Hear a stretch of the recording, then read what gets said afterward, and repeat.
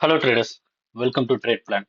So இன்னைக்கான video ஒரு expiry டே, நிஃப்டியோட எக்ஸ்பைரி டேல எப்படி ஒரு ரேபிட் மூவ்மெண்ட் நடந்திருக்குன்னு நீங்கள் ஒரு அரௌண்ட் ஒரு 12:30 அந்த டைம்லேருந்து பார்த்துருப்பீங்க. இந்த அனாலிசிஸ்க்கு பின்னாடி இந்த இன்னையோட மார்க்கெட்டை எப்படி அப்ரோச் பண்ணிருக்கலாம், இந்த ரேலி வந்து எங்கேருந்து ஸ்டார்ட் ஆச்சு, இதை நம்மளோட ஆப்ஷன் ப்ரீமியம் அனாலிசிஸ் வழியாகவும் ஸ்பாட் அண்ட் ஃபியூச்சர் வழியாகவும் எப்படியெல்லாம் இதை புரிஞ்சுருந்துருக்கலாம். ஸோ இந்த வீடியோவில் முழுமையாக இதை பார்க்கலாம்.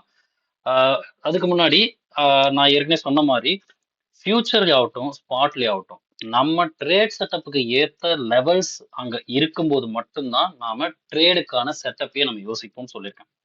ஸோ இன்னைக்கு பார்த்தீங்கன்னா ஆக்சுவலாக இன்னையோட லெவல்ஸ் நமக்கு இப்படி தான் கிடைச்சிருந்தது. இந்த லெவல்ஸில் பார்த்தீங்கன்னா முக்கியமாக இந்த ஓப்பனிங் கேண்டில் வந்து கிட்டத்தட்ட பார்த்தீங்கன்னா இந்த லாஸ்ட் லெவலாண்ட எனக்கு ஓப்பன் ஆச்சு. இதனுடைய ஸ்ட்ரைக் ப்ரைஸ் பார்த்தீங்கன்னா 23,300 ஸ்ட்ரைக் ப்ரைஸ்ல தான் இந்த லெவல் அமைஞ்சிருந்தது. அன்ஃபார்ச்சுனேட்லி மார்க்கெட் வந்து ஓப்பன் ஆகி ஃபர்ஸ்ட் கேண்டில் பார்த்தீங்கன்னா டாப் அண்ட் பாட்டம் இந்த கேண்டில் கிராஸ் பண்ணி தான். ஆனால் அந்த கேண்டிலோட ஸ்ட்ரக்சரை பார்க்கும்போது ஒரு ஸ்ட்ராங்கான புல்லிஷ் கேண்டிலா தான் எனக்கு தெரிஞ்சது. ஸ்ட்ராங் மீன்ஸ் இங்க எவ்வளவு பெரிய விக் பார்க்கும்போது நான் சொல்றேன் பையஸ் அதிகமான கேண்டிலா தான் நான் இங்க இதை பார்க்குறேன். அப்போ நம்ம அனாலிசிஸ் ஸ்டார்ட் பண்ணணும்னா ஏதாவது ஒரு டைரக்ஷன் வந்து பிக் பண்ணும். ஸோ நான் இன்னைக்கு பார்த்தீங்கன்னா பாட்டம்ல இருந்து பிக் பண்ணேன். இன்னையோட பாட்டம் ஸ்ட்ரைக் பார்த்தீங்கன்னா 250 அமைஞ்சது. 23,250 தான் இன்னையோட பாட்டம் ஸ்ட்ரைக்.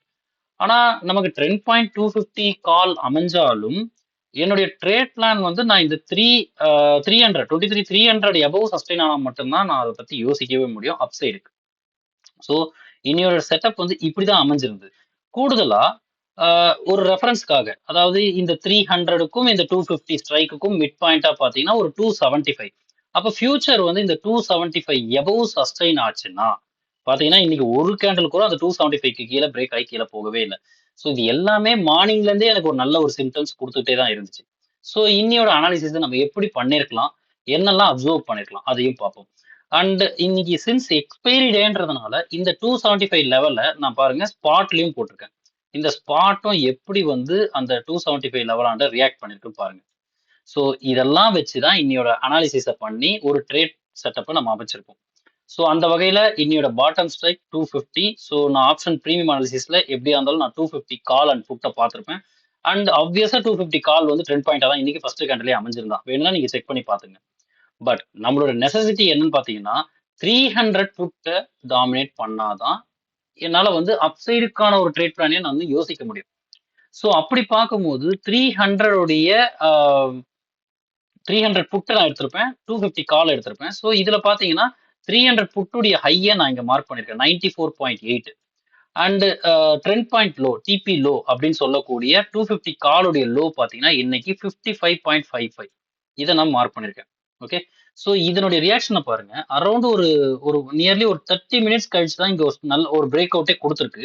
அதுக்கப்புறமும் பாத்தீங்கன்னா அந்த லெவலை டெஸ்ட் பண்ண ட்ரை பண்ணி எத்தனை தடவை மேல போயிருப்பாருங்க, எத்தனை கேண்டல். இந்த கேண்டல்லாம் நமக்கு பேனிக் கண்டிப்பா வரும். ஈவன் தோ நீங்க ட்ரெண்ட் பாயிண்டா குவாலிஃபை ஆயிருக்கு நீங்க நினைச்சா கூட.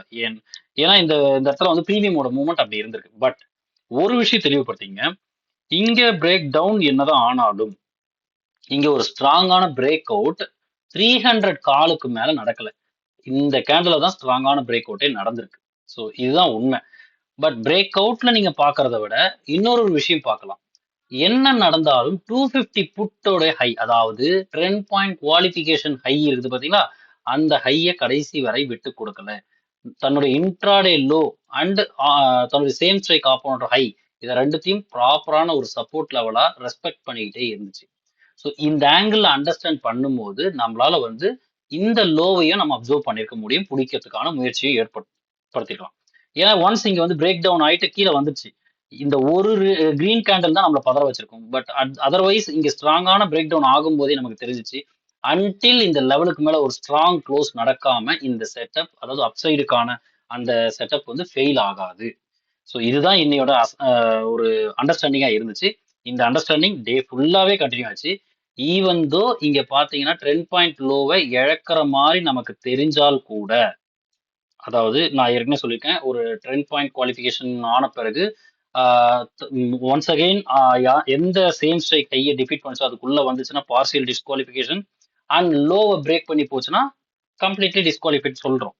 பட் இங்க கம்ப்ளீட்லி டிஸ்குவாலிஃபைட் சொல்லும் போது இவனுடைய சேம் ஆப்போனன்ட் புட் அவன் வந்து அந்த வீக்னஸை பயன்படுத்தி ஸ்ட்ரென்தன் ஆக முயற்சி பண்ணும். பட் இன்னைக்கு 250 புட் சுத்தமா எல்டிபி கிராஸ் ஓவர் கூட நடக்கல. Which clearly says that 250 above தான் மார்க்கெட் இன்னைக்கு இருக்கும்ன்றத நல்லாவே இன்னைக்கு தெளிவுபடுத்துச்சு. அதனுடைய தாக்கம் தான் இந்த இந்த டேல இப்படி நடந்த விஷயம். ஸோ இதுக்கப்புறம் பார்த்தீங்கன்னா இதுல இன்னும் என்ன பார்த்துருக்கலாம் பார்த்தீங்கன்னா 300 புட்டு வந்து தோத்துட்டேன்னு ஒத்துக்கிட்ட பிறகு அண்ட் ஹியர் ஆல்சோ 300 காலோடைய புட்டோடைய ஹையை தாண்டும் பட்சத்துல நம்மளால வந்து மார்க்கெட் வந்து 23,300 எபவ் போகிறதுக்கான சான்சஸ் இருக்குதுன்னு பார்க்குறோம். ஒவ்வொரு தடவையும் போகும்போது இங்க என்ன நடக்குது பாருங்க. ஃபியூச்சர் சார்ட்ல ஒவ்வொரு தடவையும் போகும்போது என்னோட நெக்ஸ்ட் லெவலா இருக்கக்கூடிய இந்த லெவலாண்டு வந்து ரிட்டர்ன் திரும்புது, ரெசிஸ்ட் ஆகி திரும்புது. ஸோ இது எப்படி புரிஞ்சுக்கிறது அப்பனா இந்த ஸ்ட்ரைக் பார்த்தீங்கன்னா அந்த லெவலோட ஸ்ட்ரைக் பார்த்தீங்கன்னா 400 23,400 இந்த 23,400 என்னவா மார்க்கெட்ல ரியாக்ட் ஆயிட்டு இருக்குன்னு பார்க்கலாமா? ஸோ 23,400 கால் 400 புட்டை நான் இங்க எடுத்து வச்சிருக்கேன். இதுல பாருங்க ஆப்வியஸா 400 புட்ல வந்து நம்ம ட்ரெண்ட் பாயிண்ட் லோவை நம்ம முதல்ல அப்ளை பண்ணிடுவோம்.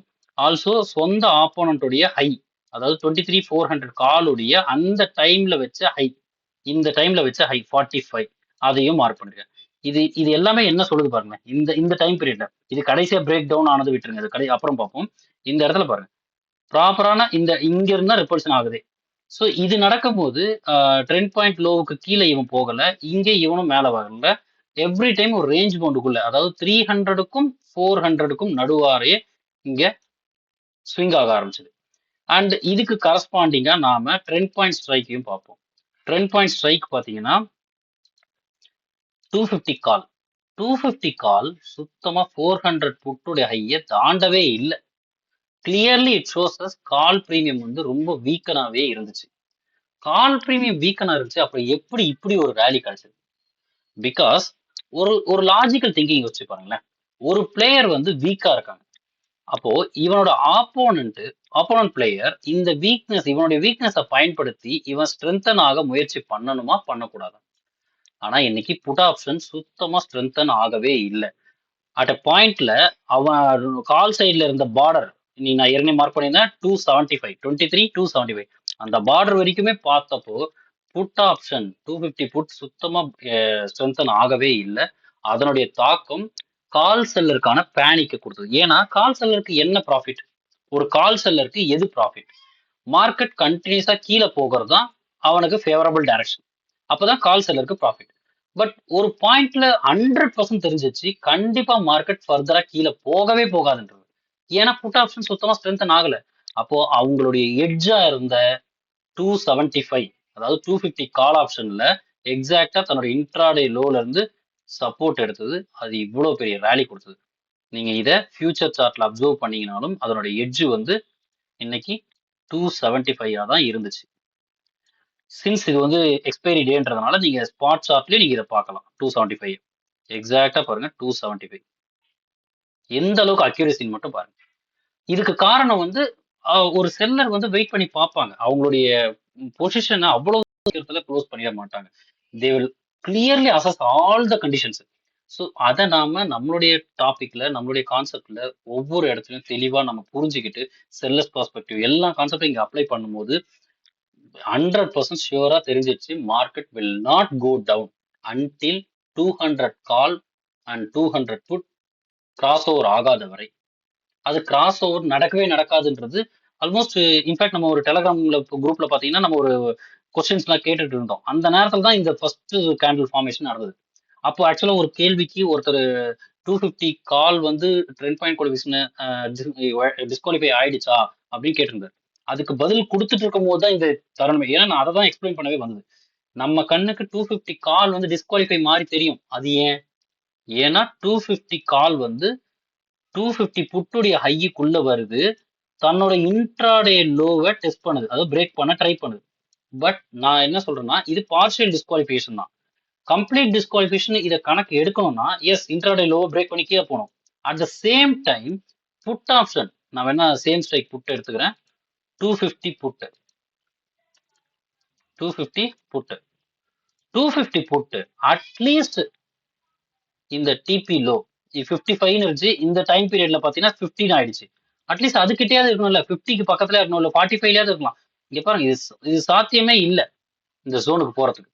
ஸோ இதெல்லாம் வந்து ஒரு ஒன் கைண்ட் ஆஃப் இம்பாக்ட். இதில் தான் நான் தெரிஞ்சுக்கிட்டேன் call premium as call call option is தன்னோட ட்ரெண்ட் பாயிண்ட் குவாலிஃபிகேஷன் இழக்கிற மாதிரி நம்ம கண்ணுக்கு தெரிஞ்சாலும் ஸ்டில் புட் ஆப்ஷன் வந்து அந்த வீக்னஸை பயன்படுத்த முயற்சி கூட நடக்கல.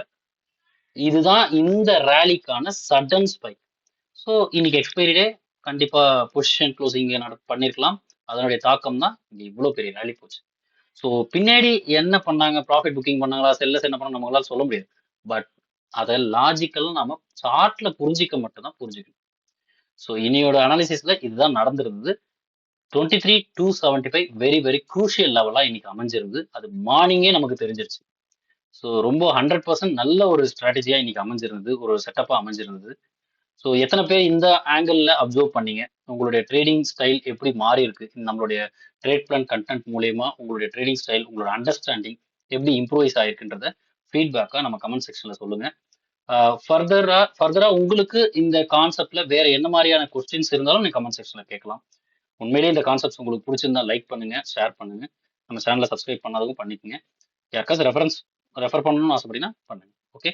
ஸோ நாளைக்கான அனாலிசிஸ் வீடியோல நாளைக்கு நம்ம சந்திப்போம். இந்த கான்செப்டை பத்தின முழுமையா லேர்ன் பண்ணணும்னு நினைக்கிறவங்க, நம்ம கிட்ட ரெக்கார்டிங் வீடியோஸும் இருக்குது. ஆல்சோ ஆன்லைன் ஆஃப்லைன் கிளாஸஸும் அவைலபிளா இருக்கு. Whichever you want you can choose it. So that's it. Thank you. நாளைக்கான வீடியோல பார்க்கலாம்.